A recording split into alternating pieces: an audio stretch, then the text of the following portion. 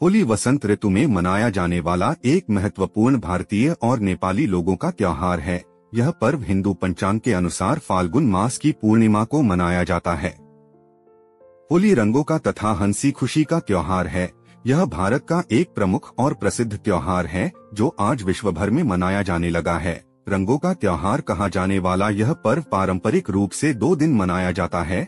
यह प्रमुखता से भारत तथा नेपाल में मनाया जाता है।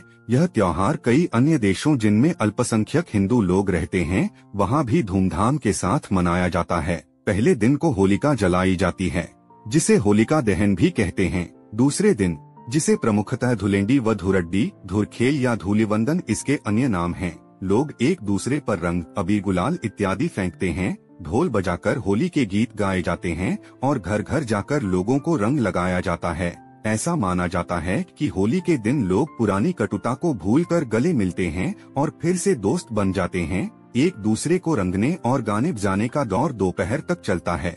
इसके बाद स्नान करके विश्राम करने के बाद नए कपड़े पहनकर शाम को लोग एक दूसरे के घर मिलने जाते हैं, गले मिलते हैं और मिठाइयाँ खिलाते हैं। होलिका दहन की मुख्य कथा। होली से संबंधित मुख्य कथा के अनुसार एक नगर में हिरण्यकश्यप नाम का दानव राजा रहता था। वह सभी को अपनी पूजा करने को कहता था, लेकिन उसका पुत्र प्रहलाद भगवान विष्णु का उपासक भक्त था। हिरण्यकश्यप ने भक्त प्रहलाद को बुलाकर राम का नाम न जपने को कहा तो प्रहलाद ने स्पष्ट रूप से कहा, पिताजी, परमात्मा ही समर्थ है। प्रत्येक कष्ट से परमात्मा ही बचा सकता है, मानव समर्थ नहीं है। यदि कोई भक्त साधना करके कुछ शक्ति परमात्मा से प्राप्त कर लेता है तो वह सामान्य व्यक्तियों में तो उत्तम हो जाता है, परंतु परमात्मा से उत्तम नहीं हो सकता।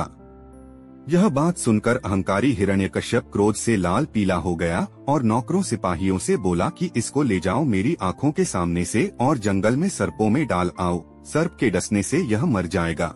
ऐसा ही किया गया, परंतु प्रहलाद मरा नहीं क्योंकि सर्पों ने डसा नहीं। होलिका ने अपने भाई से परेशानी का कारण पूछा।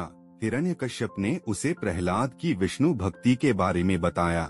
यह सुनकर होलिका ने हिरण्यकश्यप से कहा कि उसे वरदान मिला है कि वो आग में नहीं जल सकती, इसलिए वो प्रहलाद को अपनी गोद में लेकर आग में बैठ जाएगी।